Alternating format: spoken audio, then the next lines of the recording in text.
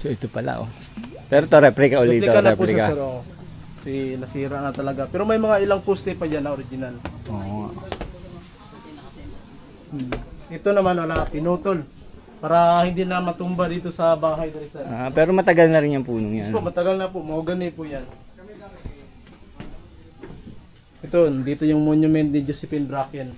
Statue. Nakakagulat eh. Akala mo may tao. Akala ko may tao eh. Josephine Bracken. Ito pala si Josephine.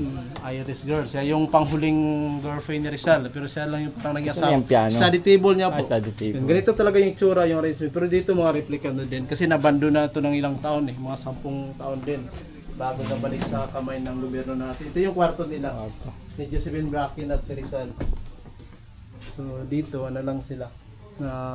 Yung pamilya ni Rizal dito bumisita din sa Dapitan from Calamba, Laguna. So dito sa yung may clinic niya ma'am, doon din sir, doon din inoperahan ni Rizal yung nanay niya sa Catarata kasi ophthalmologist si Rizal. Yung mga lahat ng mga pang-opera niya nasa museo ngayon sa second floor.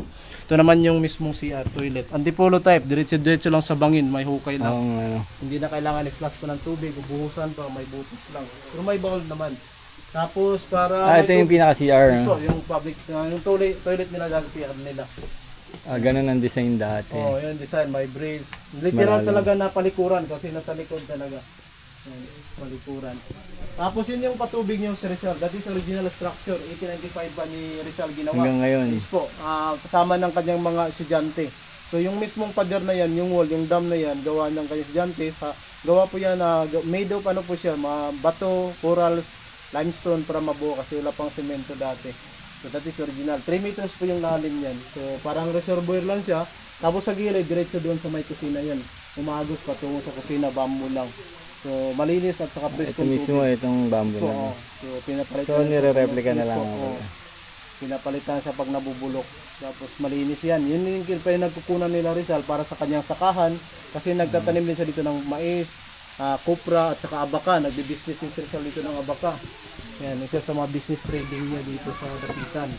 Ito yung maliit na poste na original sir, ma'am. Ito po. Yan sa dulo. Yan, mulabi po siya na puno. So itong original pahawak nga. Ito rin sa kabila sir. Ito na lang yung naiwang maliit. Galing dito hanggang doon. So, yung mga portion dito. So the rest, mga ilang dekada na rin. Pero hindi tulad talaga dati nasa kay Rizal. So ito pa isa. Yan lang yung maliit na naiwan. Sinunog ng konti no, para hindi na magulok. Tapos ito yung veranda o dining area. Yan. Balcony.